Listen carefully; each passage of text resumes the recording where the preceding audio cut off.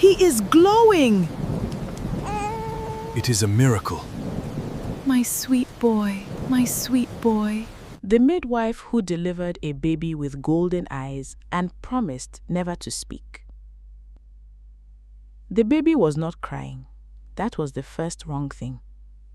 In 29 years of pulling children into this world, I, Mama Nkechi, had never held a newborn who opened its eyes before it opened its mouth.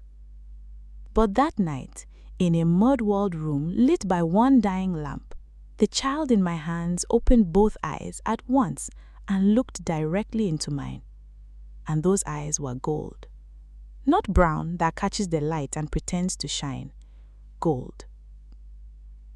Like two tiny suns had been dropped into a human skull and told to behave like eyes. I almost dropped her. Before you keep watching, let me ask you one thing. If you like stories that don't let you breathe until the very last second, tap that subscribe button now, because what happened after that night is the reason I am even alive to tell you this story. Now, let's go back to where it started.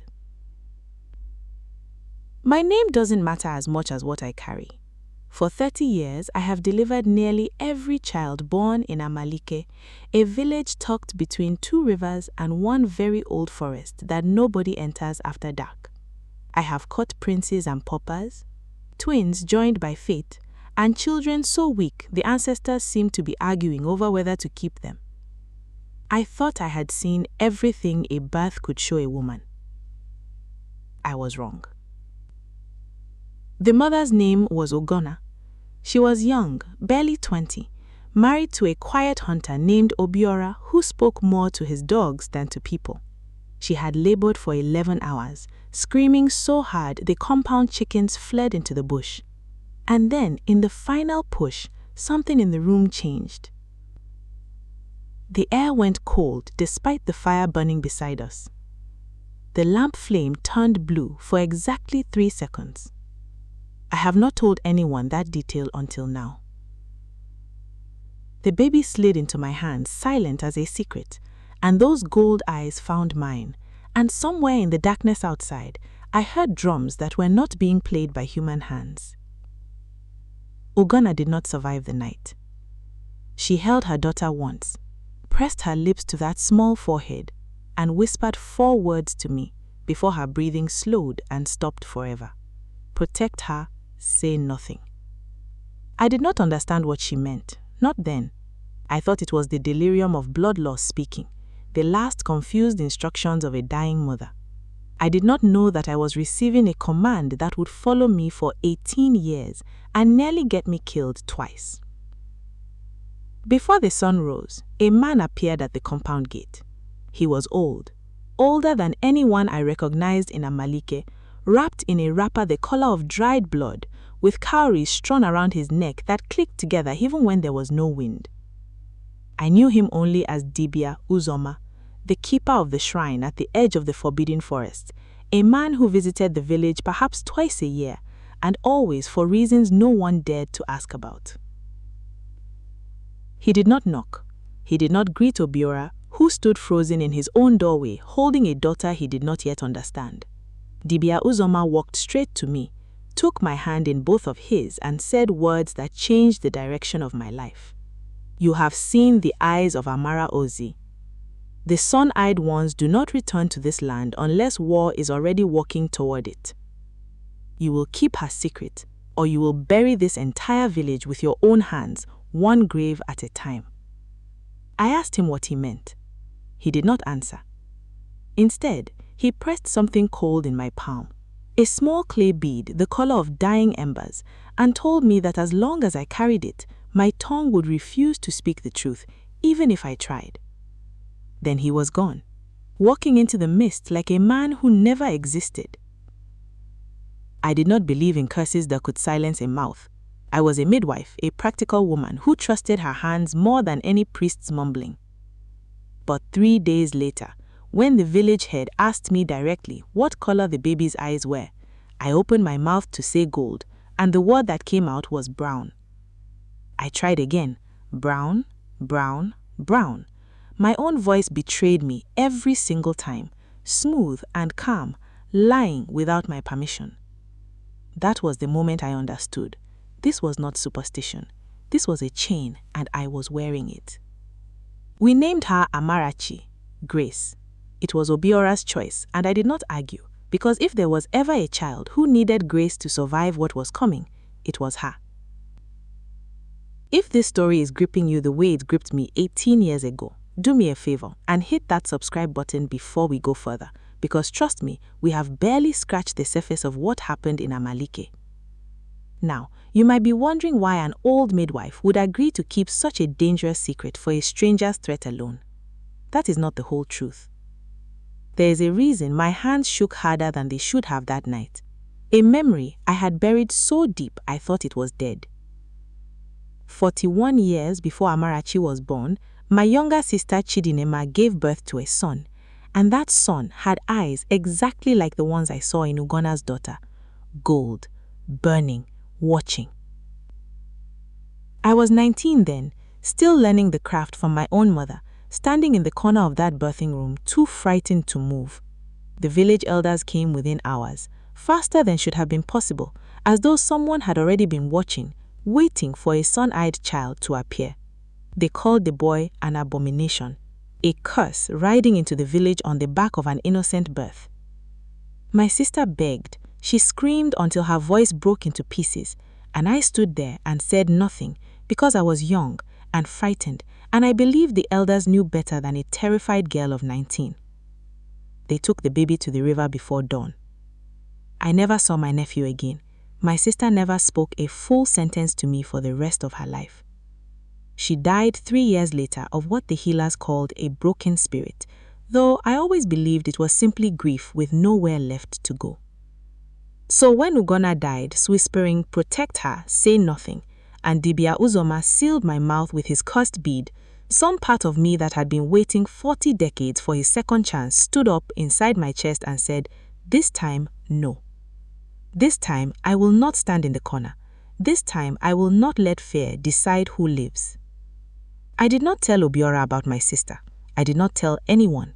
I simply began the long, exhausting work of hiding a miracle in plain sight. For the first 2 years, it was almost easy. Amarachi's eyes, when she was calm, looked like any other child's, a deep amber brown that only shifted to true gold when she was frightened or angry, or something ancient stared nearby that the rest of us could not sense.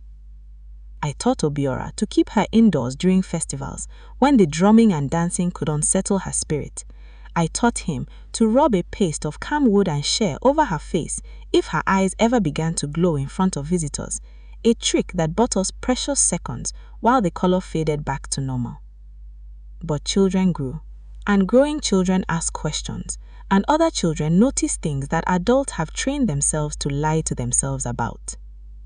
By the time Amarachi was 6, the other children in Amalike had a nickname for her, Ajo Anya, the bad eyes.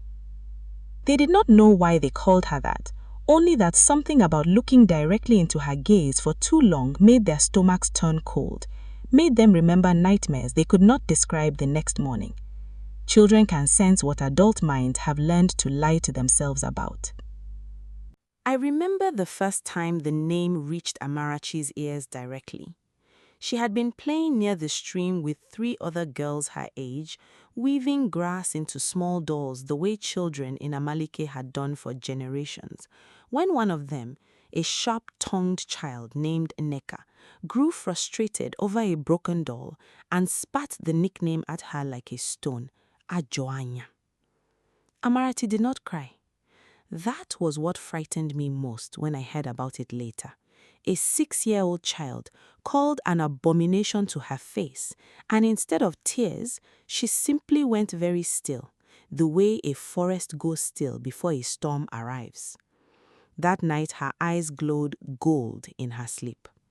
I sat beside her mat until dawn, watching that faint amber light pulse against the darkness of the room like a second heartbeat, terrified that if I looked away even once, something inside her might slip loose that none of us would know how to call back. I began, after that, to teach her the small disciplines that would carry her through the next 12 years. I taught her to breathe slowly when her chest grew tight with anger. I taught her to press her palm flat against her own sternum and count to 20 in her mind whenever she felt heat rising behind her eyes.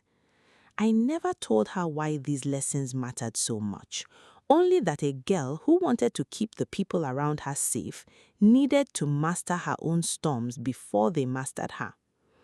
She listened to me the way children listen to grandmothers, with a trust I had not entirely earned and did not fully deserve, considering everything I was still hiding from her. Obiora, for his part, grew stranger with each passing year, not unkind, never once unkind, but distant in the particular way of a man carrying a weight he refuses to name aloud. He began sleeping less. He began walking the boundary of our compound at night with his hunting spear resting across his shoulders, as though some part of him already sensed that whatever had marked his daughter would eventually come looking for her, and that when it arrived, it would not knock politely at the gate. I remember one afternoon clearly. Amarachi was 7. She had wandered near the edge of the forbidden forest, chasing a butterfly, something so ordinary, so achingly human, that even now it makes my chest ache to remember it. A viper struck at her ankle from beneath a fallen log. I was 30 paces away, too far to reach her in time. I screamed her name. The snake never touched her. It stopped mid-strike, frozen in the air for a heartbeat that should not have been physically possible, and then it simply fell to the ground, dead, its body already stiffening as though it had died hours earlier instead of 1 second. Amarachi turned to look at me, and her eyes were gold, fully gold, blazing like 2 small fires in her small face. And she asked me in the calm voice of a child who does not yet understand fear, "Mama Nkechi, why did the snake fall asleep?" I told her it was tired. I told her many things over the years that were not quite lies and not quite the truth, walking the narrow path between protecting her innocence and protecting her life. That night, I went to see Dibia Uzoma for the first time since Amarachi's birth. I found the old man exactly where I expected, seated before a fire that burned without any visible fuel, at the edge of the forest no villager entered. "She killed a snake without touching it," I told him, the words fighting their way out past the curse that still lived on my tongue whenever I tried to name her eyes directly. "What is she?" Dibia Uzoma was quiet for a long time before he answered. "There is an old war," he said finally, "older than Amalike, older than the 2 rivers, older than the names we give our gods today. 2 kingdoms once fought over which bloodline would rule the spirit world and the human world together. That war did not end, it only slept. And when it wakes, it always sends a sun-eyed child first, as a herald, as a weapon, as a key. Which one Amarachi becomes depends entirely on who finds her first and what they teach her to believe about herself." "Who else is looking?" I asked. He looked at me with something close to pity. "Everyone who remembers the old war is looking, Mama Nkechi. You have simply been fortunate that the wrong people have not yet arrived." I did not sleep for 3 nights after that conversation. We should pause here for a second because I know some of you are already trying to guess where this story goes, and trust me, you have not guessed it. Before we continue, subscribe if you haven't already, because the middle of this story is where everything I thought I understood got turned completely upside down. Life in Amalike did not stop simply because I was carrying a secret heavier than the whole village combined. Seasons changed. Harvests came and failed and came again. Obiora aged into a quieter, more watchful man, one who I suspected had begun to sense that his daughter was not entirely the child he had helped conceive, though he never said so aloud, and I never confirmed it. Some truths are kinder left as shadows at the edge of a room, seen but not directly faced. Amarachi grew into a striking young woman, tall like her mother had been, with a stillness about her that unsettled strangers and comforted animals. Dogs that snarled at everyone else in the village would lie calmly at her feet. Birds that fled from human shadows would land on her shoulder without hesitation. She was in every visible way gentle, and yet there remained something coiled beneath that gentleness, something patient, something waiting. The village head at that time, Chief Eze Okonjin, was a man who built his authority on the appearance of control. He did not like mysteries in his territory, and Amarachi, despite my decade of careful concealment, had become exactly that. He never accused her of anything directly. He was too clever for that. Instead, he watched. He asked small questions disguised as pleasantries.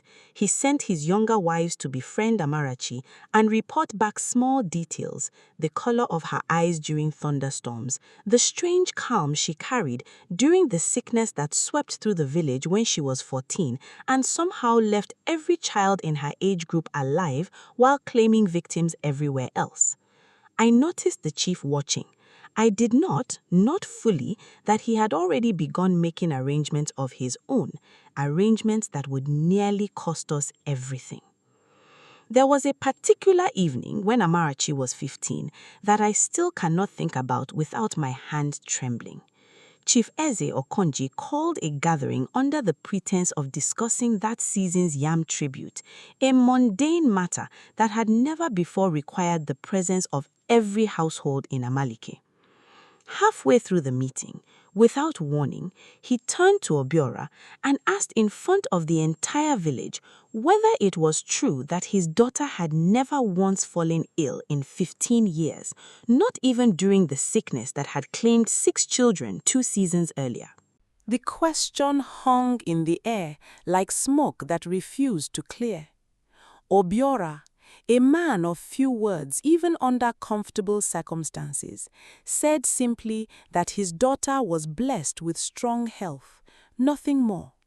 But I watched the chief's eyes as he studied Amarachi across the fire, watched the particular hunger of a man who has just confirmed a suspicion he intends to use later at a time of his own choosing. I did not sleep that night. I sat outside our compound with a cutlass across my knees, an old woman guarding a gate against a threat that had not yet announced itself, and I thought, for the first time in years, about my sister Chidinma, about the way suspicion in a small village never simply fades on its own. It waits. It gathers evidence quietly, the way termites gather inside a wooden post long before the post finally collapses. Amarachi found me there before dawn, wrapped in a cloth against the chill, and sat beside me without a word for a long while. "They are afraid of me," she finally said, not a question, simply a fact she had already accepted with a maturity no 15-year-old should have needed to carry. I do not know why, but I feel it. I feel it the way you feel rain coming before the first cloud arrives. "They are afraid of what they do not understand," I told her, which was true, though it was not the whole truth, and we both seemed to know it.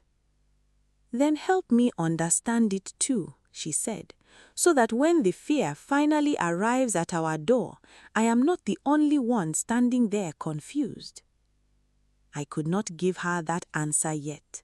The clay bead against my chest remained warm, watchful, unwilling to release me from its promise. I told her instead that some stories are not ready to be told until the world forces them into the open, and I hated myself for the lie even as I spoke it, because I already suspected, deep in the part of me that had failed my sister once before, that the world was preparing to force that story into the open far sooner than either of us was ready for. It was in Amarachi's 17th year that the drums began. Not the ceremonial drums of festival season. These were different, distant, arriving on the wind from the direction of the eastern hills, a rhythm that did not belong to any of the villages we traded with. Hunters returning from the forest spoke of smoke on the horizon where no farms should have been burning. Traders who normally passed through twice a season stopped coming entirely. And then, one evening, a boy from a village 2 days' walk from Amaleke stumbled into our compound with his feet bleeding through worn sandals and told us, in a voice shaking so badly we could barely understand him, that an army had swallowed his home whole in a single night. They called themselves the Iron Wind. Nobody knew where they had come from, only that they moved faster than any army should, that their soldiers did not seem to tire, and that they were led by a general who never removed his war mask, not even, the boy swore, when he slept. We fed the boy that night, wrapped his feet bleeding through worn sandals with honey and herbs, and he told us more than any of us wanted to hear. He said the Iron Wind did not raid for grain or cattle the way ordinary raiders did. They asked strange questions of every village elder before deciding whether to burn or spare a settlement. Questions about births, questions about children whose eyes did not match their parents, questions, the boy said, about a girl or boy somewhere in these lands who was born glowing like the morning sun. I felt the floor tilt beneath me when he said that, though I do not think anyone else in the room noticed, because everyone else's fear was pointed outward toward smoke on a distant horizon, while mine had already turned inward toward my own compound, toward the girl under my roof. Word spread through Amalete within days, the way word always spreads in villages built close enough together that no secret survives a full market cycle. Farmers spoke of it while clearing their fields, women spoke of it at the stream while washing cloth, and always, the questions circled back to the same uneasy place. Did anyone know of a child born strange in these parts, a child whose eyes did not behave the way eyes were supposed to behave? I began keeping Amarachi closer to home than I ever had before, inventing chores that did not need doing, illnesses that did not exist, anything to keep her within the walls of our compound and away from curious eyes and looser tongues. She noticed, of course, she noticed everything by then, but for the first time in years, she did not press me with questions. I think somewhere beneath her calm surface, she had already begun to sense that the danger gathering on our horizon carried her name on it, even though none of us had spoken it aloud yet. Obiora took to sharpening his hunting spear every evening after the evening meal, a small ritual that had once been about maintaining a tool and had quietly transformed into something closer to prayer. I watched him one night, running the whetstone along that blade with slow, deliberate strokes, his jaw tight, his eyes fixed on nothing in particular, and I understood that he too had stopped pretending that this danger might simply pass us by. I felt the clay bead against my chest that night, the one Dibia Uzoma had given me 18 years earlier, and for the first time it felt warm, almost alive, as though it too understood that the old war we had all quietly dreaded was no longer a story old men told to frighten children. It was walking towards us with iron feet. I went to Dibia Uzoma again. I found him older, thinner, his fire burning lower than I remembered.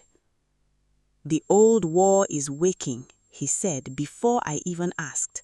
I felt it the moment the Iron Wind crossed the eastern river, and I fear, Mama Nkechi, that they are not marching blindly. Someone has told them what Amaleke is hiding. My blood turned cold. Who? He did not answer directly. Instead, he told me something that reshaped everything I believed about the last 18 years. Do you remember your sister's child, the one taken to the river 40 years ago? I could not speak. I nodded, my throat too tight for words. He did not drown, the old man said quietly, his voice breaking for the first time in all the years I had known him. I was young then too, apprenticed to the shrine, and I could not stand by and watch the elders murder an innocent child, even one marked by the old war. I went to the river before the elders did. I took the boy. I gave him to travelers heading east, travelers I believed to be kind. I told myself I had saved him. The fire between us shrank. Where is he now? I whispered, though a cold, prophetic part of me already suspected the answer waiting in the dark. I do not know his name any longer, the old man said, his voice breaking for the first time in all the years I had known him.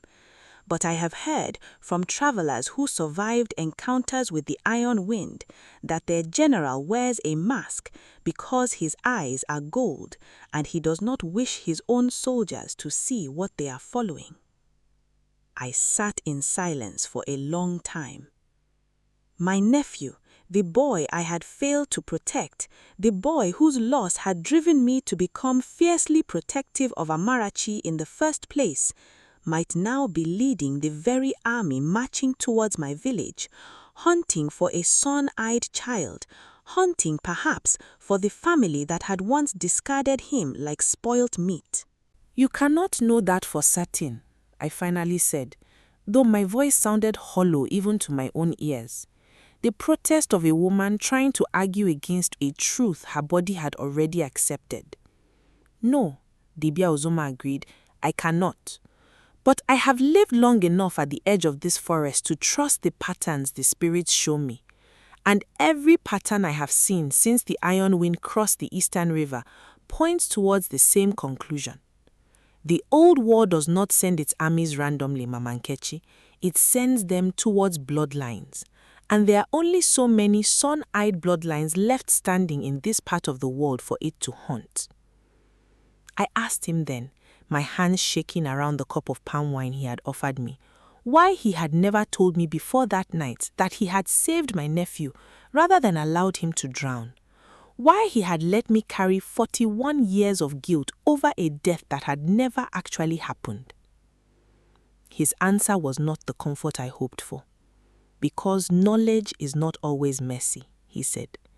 If I had told you the boy lived, you would have spent every day of the following 4 decades searching for him, and a woman searching too loudly for a sun-eyed child is a woman who eventually draws the very attention that child needs to avoid. Your ignorance, Mama Nkechi, as painful as it was to you, kept him hidden a little longer. I made a choice that protected the boy at the cost of your peace. I do not ask you to forgive it. I only ask you to understand it. I did not forgive it, not that night. The anger sat in my chest alongside the grief and the fear. 3 unwelcome guests crowded into a room too small to hold them all. But there was no time to unpack that anger properly, because the drums on the wind were growing louder with each passing week, and somewhere beyond the eastern hills, a masked general was drawing closer to a village that had no idea how many of its own buried secrets were about to walk back through its gates. What must I do, I asked him finally, to keep her safe, now that hiding her is no longer possible? Dibia Ozuma's old eyes, clouded at the edges with age, studied me for a long moment. You must stop trying to hide her, he said, and start preparing her to be seen.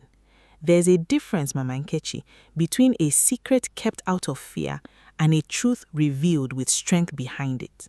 Amalike has only ever offered that child the first kind of protection. It is time she learned the second. You are still here, which means you are exactly the kind of person who deserves to know how this ends. So let's keep going, because the war had not even reached Amalike's gates yet, and already everything I understood about protecting Amarachi was about to be tested in ways I never imagined. I did not tell Obiora what Dibia Uzuma had revealed. I did not tell Amarachi, though by then she was old enough, sharp enough to sense that something enormous was shifting beneath the surface of our lives. She had begun asking questions I could no longer deflect with camwood paste and gentle lies. Mama Nkechi, she asked me one evening as we shelled melon seeds together under the fading light, why do you flinch every time someone mentions my eyes? I told her it was nothing. The clear bead on its cord around my neck grew warm again, as though satisfied with my obedience to its curse. 3 nights later, Chief Eze Okonji summoned every household in Amalike to the village square. I felt the dread before I even understood its shape. He stood before the gathered crowd, torchlight carving deep shadows into his face, and announced that scouts from the Iron Wind had been seen at the village boundary that very afternoon, requesting an audience, not with weapons drawn, but with a strange and specific demand. They were searching, the chief announced, for a girl born 18 years ago with eyes the color of the sun, and they had reason to believe she lived among us. The square went utterly silent. I felt every eye in that crowd shift, slowly, inevitably, towards my direction, towards the house where Amarachi and Obiora waited, unaware that their fate was being decided in a public square by torchlight. A murmur rippled through the gathered families, growing louder with each passing second. I heard Neka's mother, the same woman whose daughter had once called Amarachi Ajoanya beside the stream, say loud enough for half the square to hear, I always knew that child was not right. I told my husband years ago something about the way she looks at you when she thinks no one is watching. Others began to nod, remembering half-forgotten oddities, the viper that had died without a mark on it, the sickness that had spared her entirely, small strange moments that meant nothing on their own, but now, strung together in the torchlight, formed a rope that the crowd seemed eager to use. An old farmer near the front, a man named Okwosa, who had known me since I first began attending births at 19 years old, turned to look directly at me. Mama Nkechi, he said, his voice carrying the particular weight of someone who has trusted you his whole life and is only now beginning to wonder if that trust was misplaced. Is it true? Have you been hiding this child's nature from all of us? I opened my mouth to deny everything, to lie the way I had lied 1,000 times before. And for the first time in 18 years, the curse did not stop me. My tongue was free. I understood in that instant, with a clarity that felt like cold water down my spine, that Dibia Uzuma's binding had finally run its course, that the old man's magic was tied to secrecy itself, and secrecy, once broken by the enemy's own knowledge, no longer needed guarding. But freedom of speech did not mean safety. It meant only that the choice of what happened next belonged entirely to me. Who told them? I demanded, my voice louder than I intended, carrying across the stunned crowd. Chief Eze Okonji's silence answered before his mouth did, and when he finally spoke, his words confirmed the ugliest suspicion blooming in my chest. I offered them information, he said, chin lifted with the particular pride of a coward convincing himself he had been brave. One girl for the lives of hundreds. It is not treachery, it is arithmetic. I wanted to strike him. Instead, I turned and ran toward my compound, ran the way I had not run in 20 years, my old knees screaming in protest because whatever was coming for Amarachi was coming faster than any of us had prepared for, and I had spent 18 years preparing for exactly the wrong kind of danger. If you have made it this far, you already understand this story is not going where you think it is going, and honestly, neither did I, back when I was living it instead of telling it. Stay with me. Subscribe if this story has ended, because we are about to reach the night that changed Amalike forever.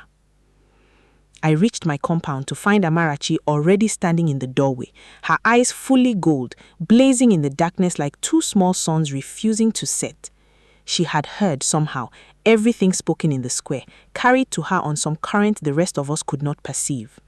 You knew, she said to me, not with anger, but with a devastating quiet grief that hurt worse than rage would have. All this time you knew what I was, and you let me believe I was simply strange. I was protecting you, I said. From what? Her voice cracked. From myself? I did not have an answer good enough to close that wound. Obiora stood behind her, his hunting spear gripped so tightly his knuckles had gone pale. A man finally forced to confront everything he had spent 18 years pretending not to notice. There was no time for the conversation we owed each other. Torches were already visible at the tree line beyond the village boundary, dozens of them, moving with the disciplined rhythm of soldiers rather than the chaotic scatter of raiders. The iron wind had not waited for Chief Ezel Konji's cowardly arithmetic to be formally accepted. They were already walking through our gates. I made a decision in that moment that I have never once regretted, though it terrified me more than anything in my entire life. I took Amarachi's hand and I told her the truth, all of it, standing right there in the doorway while an army approached. I told her about Ugona's dying words. I told her about Dibia Uzoma and the curse and the old war between two kingdoms. And I told her, my voice breaking on every syllable, about my sister Chidimma and the nephew I had failed to save, and the possibility, the terrible tangled possibility, that the masked general leading this army toward us might be her own blood cousin, might in fact be family returning not to conquer, but perhaps in some twisted way to reclaim what had been stolen from him. Amarachi's gold eyes widened. "Then he is not my enemy," she said slowly. "He is my answer." I did not understand what she meant until the soldiers reached the square. They came in disciplined rows, torches held high, faces hard and unreadable, but they did not attack. They simply formed a corridor of silence and steel, and through that corridor walked a figure taller than any man I had ever seen, wrapped in a war mask of hammered iron, shaped like a snarling leopard, eyes visible only as two narrow slits from which the faintest, unmistakable gleam of gold light escaped into the night.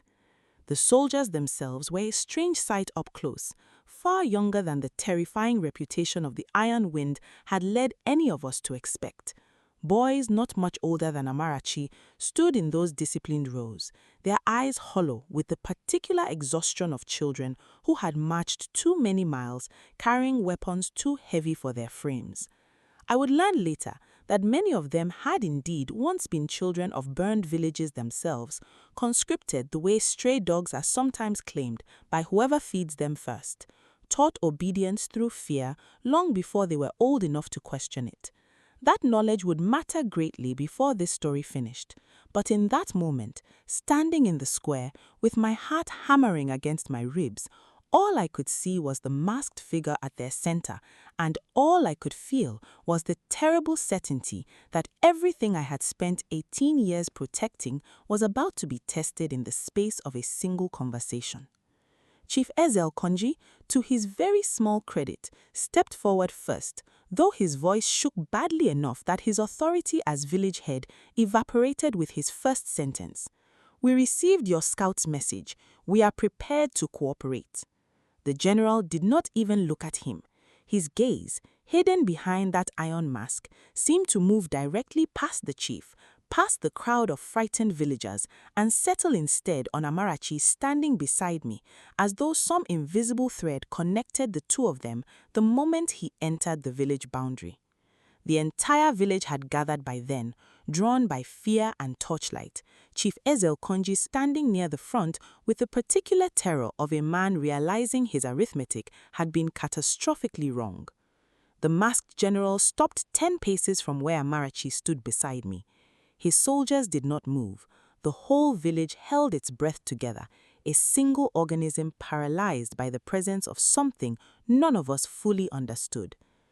"I was told," the general said, his voice deep, distorted by the iron mask, "that Amalike hides a sun-eyed child.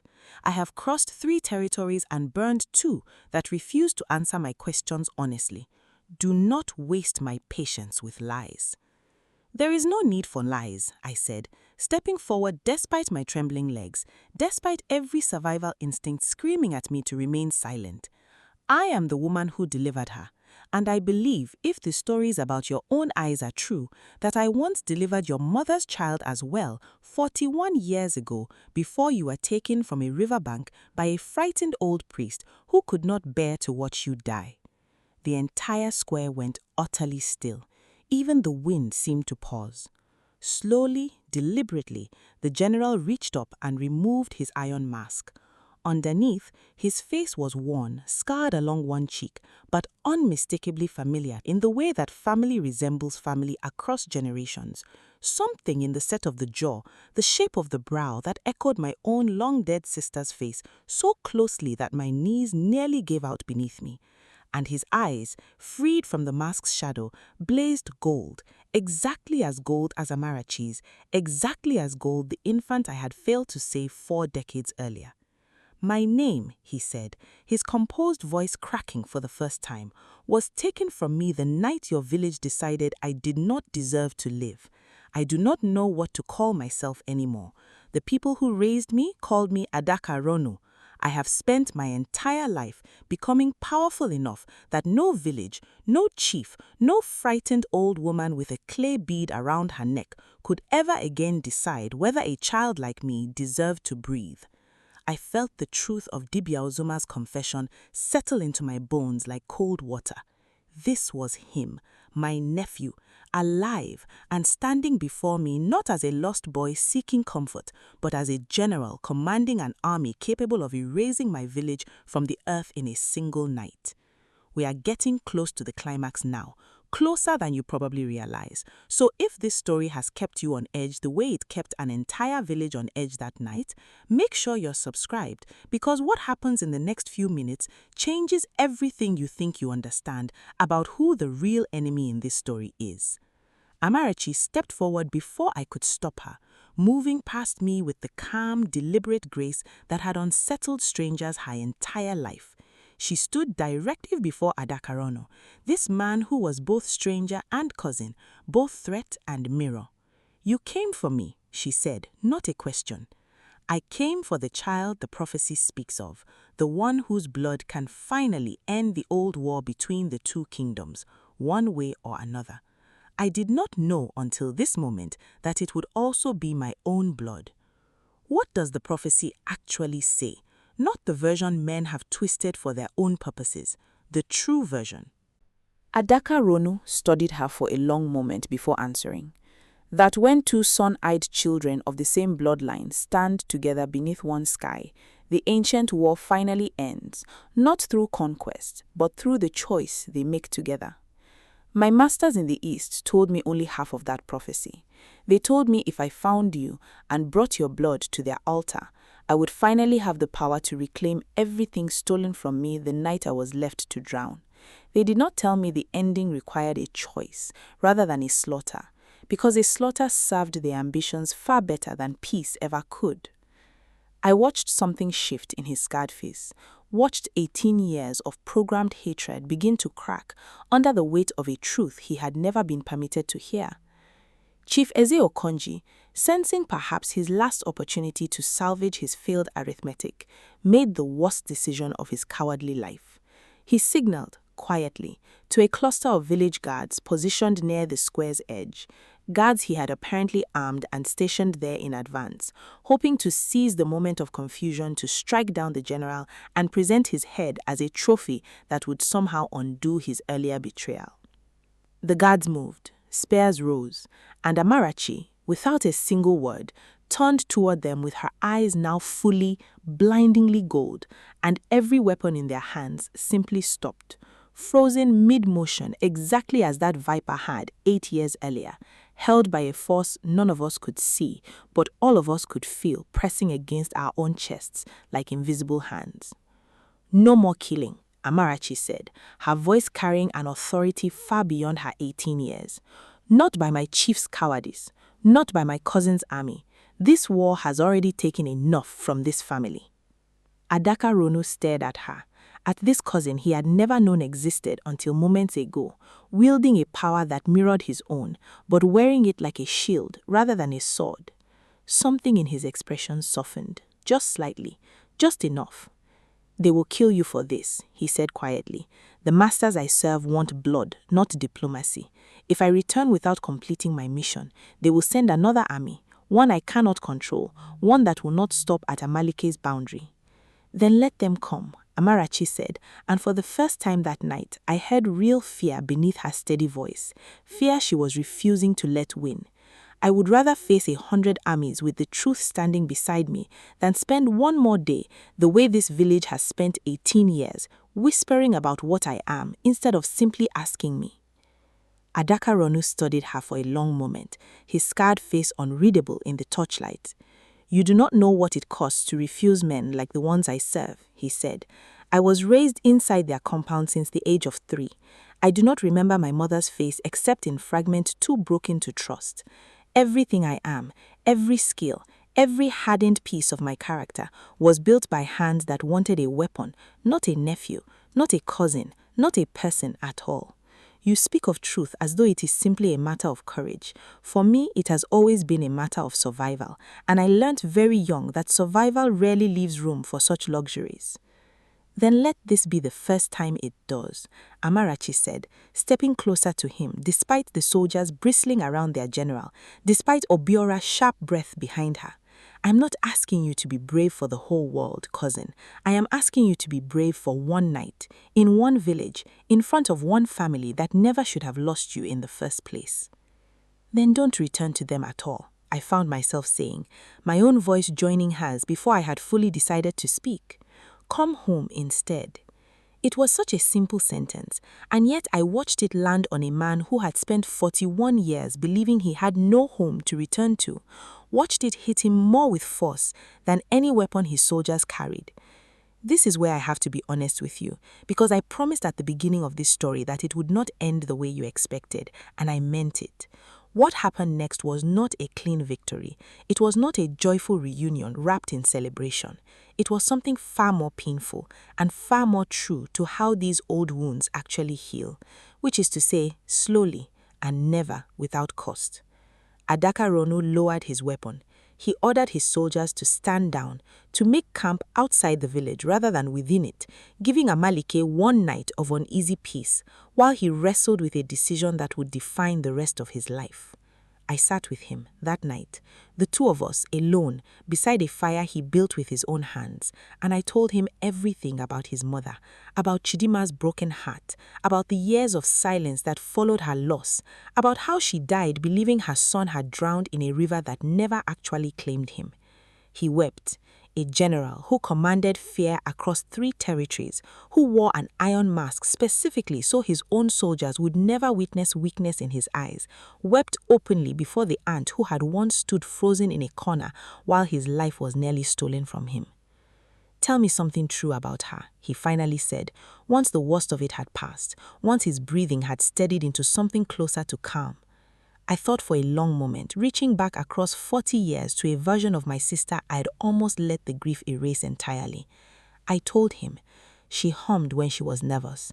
Not a song exactly, just a low sound in her throat, the same 3 notes over and over.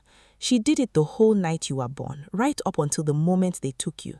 I used to hear it in my sleep for years afterwards, even after I convinced myself I had forgotten her voice completely. Something in his shoulders loosened, just slightly, at that small, ordinary detail. I hum sometimes, he admitted quietly, almost embarrassed by the confession. Before battle, my soldiers think it is a war chant. I never understood where the habit came from. We sat with that truth between us for a while, neither of us speaking, both of us understanding that grief shared quietly beside a fire could not undo 41 years of separation, but it could perhaps begin to soften the sharpest edges of it. Your mother would not have wanted this life for you, I finally said. The mask, the army, the hollow-eyed boys marching behind you who remind me, more than I want to admit, of the boy those elders carried toward the river all those years ago. She wanted more than anything simply to raise a child who was allowed to be a child. I could not give you that then. I am asking you to let me try to give you something of it now, however late, however imperfect. Adaka Ronu did not answer immediately. He stared into the fire for a long while, turning his iron mask over slowly in his scarred hands, watching the flames throw shifting light across its snarling leopard face. "I do not know how to be anything other than what they made me," he said eventually. "But I would like to learn, if there is still time for a man like me to learn such a thing." "There is always time," I told him, though even as I said it, some old wary part of me already feared it might not be entirely true. "I cannot undo 41 years," I told him honestly. "I cannot give you back the mother you lost or the childhood that was taken from you. I can only tell you that I have spent every day since then trying to be the woman who does not stand frozen in corners anymore. I failed you. I will not fail Amarachi, and I will not fail you either if you will let an old woman try." By morning, Adakaronu had made his decision, though it was not the decision anyone, including him, fully expected. He would not stay in Amaliki. The masters he served in the East, the ones who had raised him on a diet of hatred and stolen prophecy, would never simply release him from their grip, not while he lived and breathed with knowledge of their lies. If he remained, he would bring their wrath down upon the very village he had come to threaten, the village that now, impossibly, held the only family he had left in this world. "I have to go back," he told Amarachi and me at dawn, his iron mask once again in his hands, though he no longer seemed to need it to hide his eyes from us. "I will not return to complete their mission, to end it. If I return and refuse them, they will kill me. But my soldiers, most of them stolen from burnt villages just as I once was, deserve better than dying for a war none of them chose. I can at least give them the chance to walk away free, even if I cannot walk away with them." "That sounds like a death sentence," Obiora said quietly, speaking for the first time since the soldiers had arrived. "It is," Adakaronu agreed, "but it is the first choice I have made in 41 years that belongs entirely to me, rather than to the men who raised me to hate a family I never knew I had." Amarachi tried to argue. She offered to go with him, to use her own power to protect him, but he refused with a gentleness that surprised all of us. "Your gift is meant for building something, cousin, not for the ugly work I still have left to finish. Let me at least give my soldiers the freedom that was stolen from both of us. Let that be worth something." The morning he left, the entire village gathered at the boundary to watch, an audience so different from the terrified crowd that had gathered in that same square only 3 nights earlier. Chief Eze Okonji was notably absent, already retreated into whatever quiet shame a man carries after his cowardice has been laid bare before everyone he once commanded. But Okwosa, the old farmer who had asked me directly whether I had betrayed the village's trust, stepped forward as Adakaronu prepared to mount his horse and offered him a small pouch of roasted melon seeds, the same simple traveling food any Amalike hunter would carry on a long journey. "For the road," Okwosa said gruffly, unable or unwilling to find more elaborate words for the moment. "Whatever you decide to become out there, you were born of this soil first. That does not simply wash away, whatever mask a person wears over it." Adakaronu accepted the pouch with a nod too tight to be anything but overwhelmed, and I watched something pass across his scarred face that I recognized instantly, because I had worn that same expression myself the night Ogona died, whispering 4 words into my hands. It was the look of a person receiving more grace than they believe they have earned. Amarachi embraced him before he mounted, a brief, fierce embrace that neither of them seemed fully prepared for, and I heard her whisper something into his ear that I was never told, a private exchange between cousins who had known each other exactly 3 days and yet carried between them a bond 41 years in the making. He held the iron mask in one hand as he rode away, not wearing it, his gold eyes visible and unashamed under the morning sun for what I suspect was the first time in decades, and his soldiers, those hollow-eyed conscripted boys, followed behind him not as an army marching towards conquest, but as something closer to a procession of people finally being led somewhere resembling freedom. I never saw him again. Word reached us months later, carried by traders who had passed through the eastern territories, that the masked general of the Iron Wind had disbanded his own army, releasing hundreds of conscripted soldiers back to whatever remained of their burnt homes, before disappearing entirely. Some said into the same forest where the old war first began centuries earlier, choosing in the end silence over vengeance, sacrifice over conquest. Some traders told a different version, that he had been hunted down by the masters he refused, that his final act had been to stand between his released soldiers and the wrath of the men who raised him, buying them enough time to scatter into the countryside while he faced whatever punishment was meant for all of them alone. I do not know which version is true. Perhaps neither is. Perhaps the truth of what happened to him exists somewhere I will never be permitted to see. The same way the truth of what happened to my sister's grief existed somewhere beyond my understanding for 40 decades. Some sacrifices I have come to accept are not owed an ending. They are simply owed remembrance. I do not know if he is alive today. Some nights I still leave a small offering at Dibialzuma's old shrine, hoping wherever Adakaronu walks, he has finally found a home that was stolen from him at a riverbank 41 years ago. Chief Eze Okonji did not remain village head much longer after that. His arithmetic, once exposed, cost him his trust from every household in Amaliki, and within a season he was quietly replaced by a council of elders who, for once, chose to consult the midwife who had spent 30 years learning exactly how fragile and how resilient this village truly was.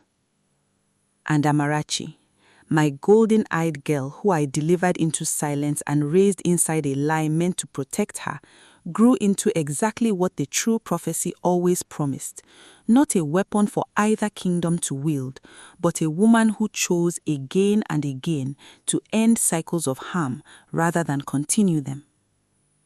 In the seasons that followed the Iron Wind's departure, something in Amalike shifted that no one could have predicted. The children who had once called her Ajoanya began, slowly and awkwardly at first, to seek her out instead, drawn by stories of the night she had frozen spears in mid-air to protect the very village that had feared her. Neka herself, grown into a young mother by then, brought her firstborn to Amarachi one afternoon for a blessing, a gesture that would have been unthinkable 3 years earlier, and I watched Amarachi's face carefully as she pressed her palm gently against the infant's forehead, searching for any trace of resentment towards the girl who had once wounded her so deeply beside that stream. I found none. Only a quiet, hard-won grace that I recognized as the same grace her mother Ugonna had asked me to protect on the night she died. Dibialzuma grew frailer each passing season, his fire at the forest edge burning lower and lower until even he seemed to understand that his years of guarding that boundary between worlds were drawing to a close. He began teaching Amarachi the old songs, the ones that called the spirit of the two rivers to witness a promise, the ones that could calm a fevered child or still a restless storm, knowledge he had carried alone for most of his long life and had never before found anyone worthy enough or safe enough to pass it to.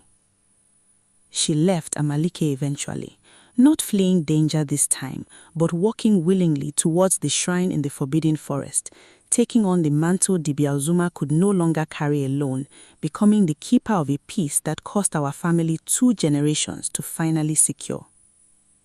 I remember the morning she left our compound for the shrine, how she paused at the gates the same way her father had paused there so many nights with his spear across his shoulders, and turned back to look at the home that both sheltered and confined her for 18 years. I am not leaving because I am afraid anymore, she told me.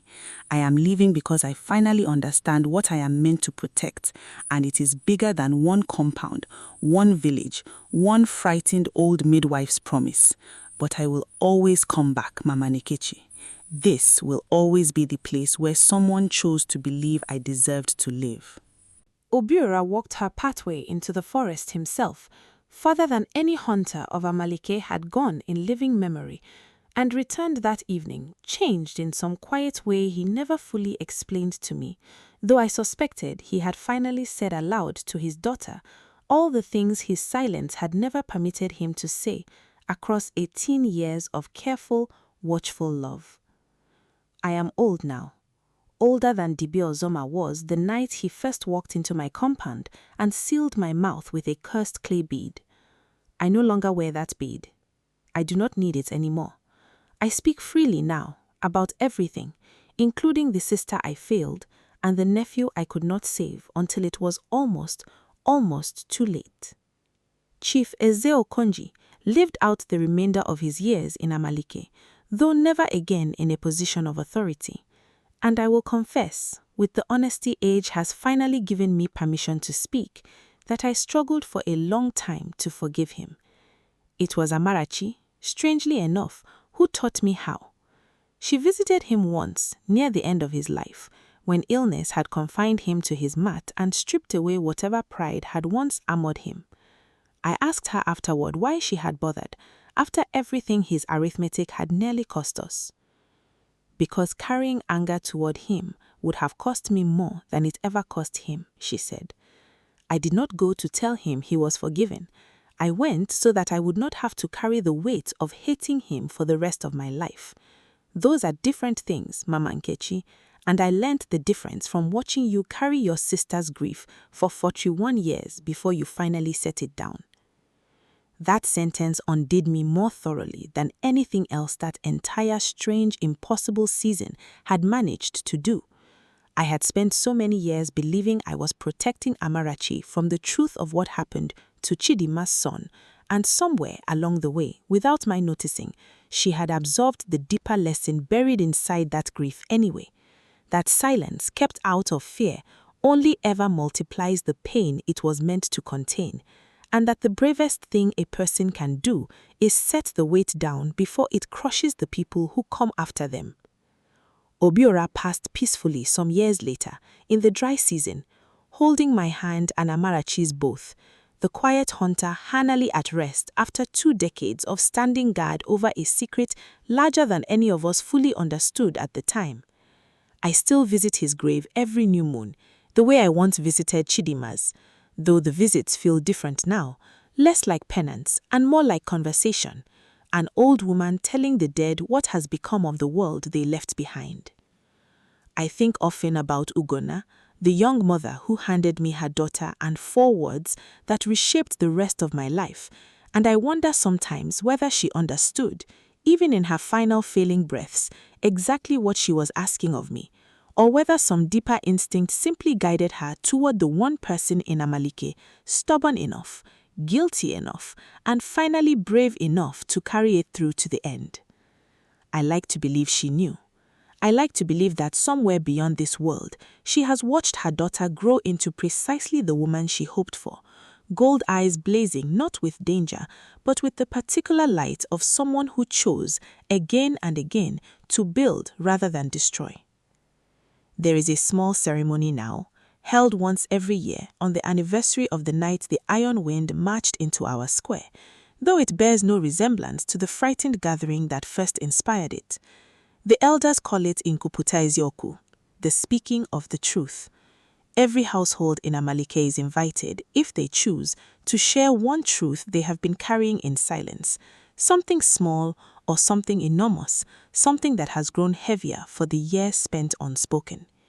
It began, as most good things in this village now seem to begin, as Amarachi's idea, offered gently to the Council of Elders during her first visit home after taking up her place at the shrine. I remember the first year we held it, standing before my own neighbors under torchlight not so different from the torchlight that had once nearly condemned my family, and finally speaking aloud, in front of everyone, the full truth of what happened to Chidima's son by the river 41 years earlier.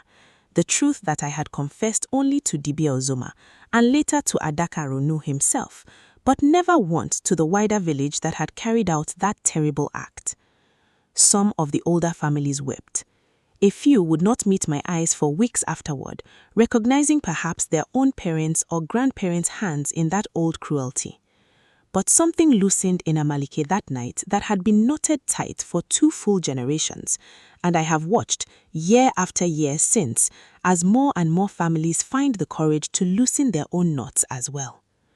Nneka, of all people, stood up during the 3rd such gathering and spoke of the guilt she still carried over a cruel word spoken to a frightened 6-year-old beside a stream, a wound she assumed had long since healed but had never actually asked Amarachi to confirm.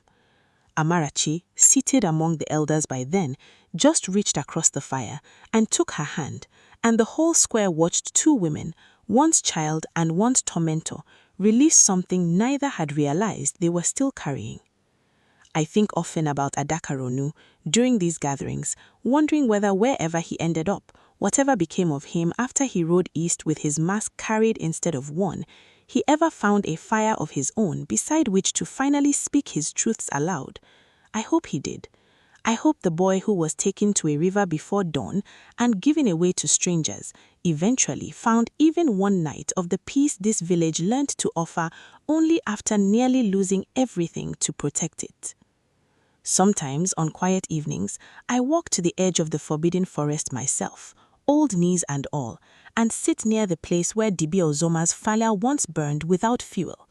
Amarachi tends it now, though it burns differently under her care, steadier somehow, less like a warning and more like a welcome. She always makes time for me when I visit, no matter how many villages send messengers seeking her counsel, no matter how many frightened parents arrive at the shrine with children of their own bearing strange marks the world has not yet learned to embrace with kindness. She sits with each of them the way I once sat with her, teaching the same small disciplines I taught a terrified 6-year-old beside a stream. Breathe slowly, press your palm flat, count to 20, master your own storm before it masters you. It is strange and wonderful watching my lessons carried forward into hands I once held as an infant, gold eyes blinking up at me in a room lit by a single dying lamp. I do not know how many years I have left to tell this story, but I have decided that as long as I have breath, I will keep telling it to anyone willing to listen, because I believe with everything left in this old body that the next sun-eyed child born into this world, whenever and wherever they arrive, deserves to grow up in a village that has already learnt this lesson, rather than one still waiting to learn it the hard way we did. If there is one thing 18 years of silence and one impossible night taught me, it is this. The truths we bury out of fear do not stay buried. They wait. They grow teeth, and eventually they come walking back through your gate wearing an iron mask, asking only for the honesty that should have been given freely a long, long time ago.